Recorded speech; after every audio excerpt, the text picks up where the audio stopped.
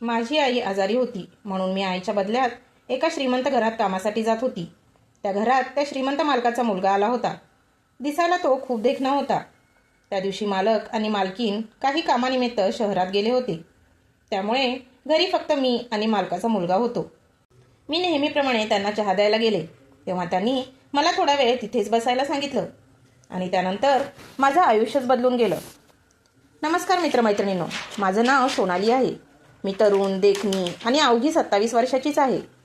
माझं शिक्षण 12वीपर्यंत झालेलं आहे, पण घरची परिस्थिती अत्यंत गरिबीची असल्यामुळे पुढचं शिक्षण पूर्ण करता आलं नाही. लहानपणापासूनच जबाबदाऱ्यांचं ओझं माझ्या खांद्यावर आलं होतं आणि आयुष्याशी झगडणं हाच जणू माझा स्वभाव बनून गेला होता. काही वर्षापूर्वीच माझ्या वडिलांचे अचानक निधन झालं आणि त्या एका घटनेनं आमचं आयुष्य पूर्णपणे कोलमंडून गेलं. घरात आनंद, हसू, भविष्याची स्वप्न सगळंच एका क्षणात संपून गेलं. त्या दिवसानंतर आमच्या घरात शांतता नाही तर फक्त दुःख आणि चिंता उरली होती. घरात आता फक्त मी आणि माझी आई एवढेच उरलो होतो. आई दुसऱ्याच्या शेतात घरी कधी भांडी घासायला तर कधी झाडू पोछा करायला जात होती आणि कसं बसं घर चालवत होती. तिच्या चेहऱ्यावरचा थकवा, हातावरच्या भेगा आणि डोळ्यातली चिंता पाहून माझं काळीच तुटायचं. शिक्षणासाठी पैसे नसल्यामुळे मला शाळा सोडावी लागली आणि घर सांभाळण्याची, आईला आधार देण्याची जबाबदारी मी स्वतःहून स्वीकारली. आई रोज दिवसभर श्रीमंत लोकांच्या घरी जाऊन कामं करायची. संध्याकाळी दमून थकून घरी यायची. तरीसुद्धा माझ्या लग्नासाठी काहीतरी करता यावं म्हणून थोडे थोडे पैसे बाजूला ठेवायची. पण जेव्हा लग्नासाठी स्थळ पाहायला सुरुवात झाली तेव्हा प्रत्येक ठिकाणी हुंड्याची मागणी सुरू झाली. कोणाला होंडा हवी होती, कोणाला रोख पैसे तर कोणाला सोनं नाणं. आणि आमची परिस्थिती इतकी हालाखीची होती की हुंड्याचं नाव ऐकलं तरी छातीत धडधड वाढायची. त्यामुळे माझं लग्न वारंवार लांबणीवर पडत होतं आणि प्रत्येक नकारानंतर आईच्या डोळ्यातली निशाणी मला असह्य व्हायची. अशातच एक दिवस आई कामावरून घरी येत असताना रस्त्यावर चिखल असल्यामुळे घसरून पडली आणि तिचा पाय जोरात फ्रॅक्चर झाला. त्या दिवशी जणू आमच्यावर दुःखांचा डोंगरच कोसळला. तिला तात्काळ दवाखान्यात नेण्यात आलं. डॉक्टरांनी ऑपरेशन सांगितलं. पायाला प्लास्टर घालण्यात आलं आणि त्यासाठी प्रचंड खर्च आला. आईने माझ्या लग्नासाठी जे थोडेफार पैसे साठवले होते ते सगळे उपचारावर खर्च झाले. घरात आता पैसे येणार कुठून हा प्रश्न माझ्यासमोर उभा राहिला आणि रात्री झोपताना आईच्या वेदनांनी कळवळणारा चेहरा आणि तिचा उद्याच्या चिंतेने माझं मन अस्वस्थ व्हायचं. तेव्हा मी स्वतः ठरवलं की आईच्या मोठ्या घरात कामाला जायची, तिथेच मी कामाला जावं. ते मालक आमच्या ओळखीचे होते आणि मी आधी काही वेळा आईसोबत त्यांच्या घरी गेले होते. त्या दिवशी मी निर्धार करून आईला सांगितलं की मी तिच्या जागी कामाला जाणार आहे. आईने खूप विरोध केला. डोळ्यात पाणी आणून मला नको जाऊस असं सांगितलं.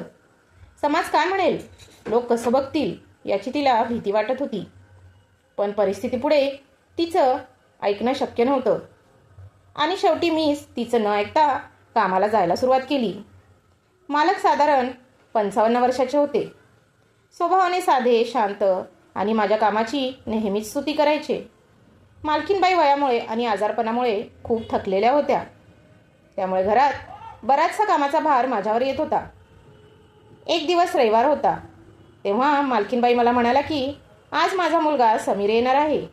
तो मुंबईला नोकरी करतो, त्यामुळे घर सोडून कुठेही जाऊ नकोस. मी होकार दिला. दुपारी साधारण 2च्या सुमारास दारावर बेल वाजली. मी घरात काम करत होते.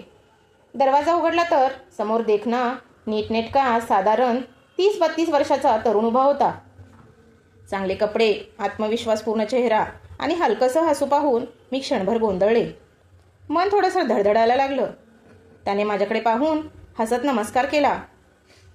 मीही हसून मान खाली घातली आणि लगेचच बाजूला झाले. तो काही क्षण माझ्याकडे पाहतच राहिला. कदाचित त्यालाही काहीतरी जाणवलं असेल. मी मात्र लाजून थेट किचनमध्ये निघून गेले.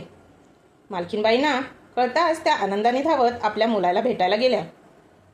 मी किचनमधून एका ग्लासमध्ये पाणी भरून समीर साहेबांना द्यायला गेले तेव्हा समीर सतत माझ्याकडे पाहत होता. त्याच्या नजरेत कुतूहल होतं.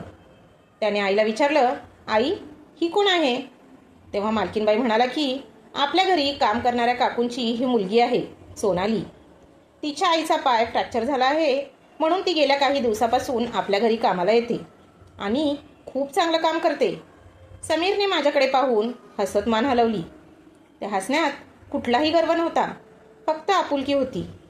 मी मात्र या सगळ्याकडे दुर्लक्ष करण्याचा प्रयत्न करत पुन्हा कामात गुंतून गेले. समीर खूप दिवसांनी घरी आल्यामुळे मला त्याची खोली आवरायला सांगण्यात आली. मी त्याची खोली नीटनेटकी आवरत होते. प्रत्येक वस्तू हाताळताना नकळत त्याच्याविषयी कुतूहल वाटत होतं. आणि सगळं झाल्यावर बाहेर पडणार तेवढ्यात समीर अचानक समोरून आला आणि आमची जोरात टक्कर झाली. मी तोल जाऊन फरशीवर पडणारच होते. तेवढ्यात नकळत एक मजबूत हात पुढे आला आणि त्याने माझा हात घट्ट पकडला. मी पडता पडता वाचले. समोर पाहिलं तर तो समीरच होता. आमच्या नजरा एकमेकात गुंतल्या आणि त्या क्षणात काहीतरी वेगळंच अनामिक असं जाणवलं. हृदयाचा ठोका चुकल्यासारखं वाटलं. मी लगेच मान खाली घातली. त्यानेही माझा हात सोडला. मी थरथरत्या आवाजात तुमची खूप आभारी आहे असं म्हणाले आणि पटकन तिथून निघून गेले. नंतर मी किचनमध्ये जाऊन सगळ्यासाठी चहा बनवला आणि मालकाच्या खोलीत चहा द्यायला गेले. तेव्हा समीर लॅपटॉपवर काहीतरी काम करत होता. मी त्याला चहा दिला आणि निघणार तेवढ्यात त्याने सहजपणे पण आपुलकीने विचारलं की तुझ्या आईची तब्येत कशी आहे. त्या एका प्रश्नातली काळजी मला चुकली नाही. मी म्हणाले आता बरी आहे. पायाचं ऑपरेशन झालं आहे. संध्याकाळी मी काम आटोपून घरी आले. आईसाठी जेवण केलं, तिला औषधं दिली, तिच्या पायावर हलक्या हाताने मलम चोळलं आणि अंथरुणावर पडले. पण त्या रात्री डोळ्यांना झोपच लागत नव्हती. कारण दिवसभरातला समीरचा चेहरा, त्याचं हसणं, त्याने मला पडण्यापासून वाचवलेला तो क्षण आणि आमच्या भेटलेल्या नजरा सतत डोळ्यासमोर येत होत्या. मनात नकळत एक वेगळीच ओढ निर्माण झाली होती. भीतीही वाटत होती आणि उत्सुकताही. शेवटी डोक्यावर चादर ओढून कशीबशी झोप लागली. दुसऱ्या दिवशी पहाटेच उठले. आरशात पाहिलं तर माझं रूप आज वेगळंच वाटत होतं. डोळ्यात थोडी चमक होती. मनात नकळत आनंद होता. मी केस मोकळे सोडले. साधा पण नीटचा पंजाबी ड्रेस घातला आणि कामावर गेले. दाराची बेल वाजवली. दरवाजा उघडला गेला आणि समोर समीर उभा होता. मला पाहताच त्याच्या चेहऱ्यावर स्मितहास्य उमटलं. त्याने हसत गुड मॉर्निंग असं म्हटलं आणि मीही थोडीशी लाजत गुड मॉर्निंग म्हणून आत निघून गेले. नेहमीप्रमाणे सर्वांसाठी गरमागरम चहा बनवला. स्वयंपाकघरात काम करत असताना मनात एक वेगळंच समाधान होतं. त्यानंतर मी नाश्ता तयार केला आणि पुन्हा दुपारच्या जेवणासाठी स्वयंपाकाला लागले. घरात आज वातावरणच वेगळं वाटत होतं. जणू सगळीकडे एक शांत आपुलकीची ऊब पसरली होती. जेव्हा मी सगळ्यांना नाश्ता वाढत होते आणि समीर शांतपणे खात होता तेव्हा तो हसत म्हणाला, आई, सोनाली फारच छान स्वयंपाक बनवते. बघ तिच्या हाताला किती चव आहे. नाश्ता खूपच छान झाला आहे. त्याचे ते शब्द ऐकून माझं मन सुखावलं. पण मी काही न बोलता फक्त मान खाली घातली. हे ऐकून मालकीनबाई हसत म्हणाल्या, हो रे, तिची आई आणि ही दोघीही स्वयंपाक फार छान करतात आणि स्वभावानेही खूप चांगले आहेत. त्यांचं हे प्रेमानं भरलेलं बोलणं ऐकून माझे डोळे नकळत भरून आले. कारण आयुष्यात पहिल्यांदाच कुणीतरी मला फक्त कामवाली म्हणून नाही तर माणूस म्हणून मान देत होतं. मी मागे वळणार तेवढ्यात समीरच्या आईने मला विचारलं, अगं सोनाली, तू नाश्ता केला आहेस का. मी सवयीप्रमाणे हो म्हणाले. तरीसुद्धा त्यांनी मला आग्रहाने बसून नाश्ता खायला लावला. त्यांच्या त्या मायेच्या आग्रहात मला माझ्या आईचंच प्रतिबिंब दिसत होतं. जरी मी त्यांच्या घरी कामाला येणारी एक साधी मुलगी असले तरी त्यांनी मला कधीच कमी लेखलं नव्हतं. हळूहळू एक आठवडा कसा निघून गेला ते कळलंच नाही. समीरने 15-20 दिवसाची सुट्टी घेतली होती आणि त्या काळात त्याची घरातली उपस्थिती मला नकळत हवीहवीशी वाटू लागली होती. त्या दिवशी मी सकाळी लवकर उठून घर आवरलं आणि कामावर जायला निघणारच होते. तेवढ्यात घराबाहेर एक 4 व्हीलर येऊन थांबली.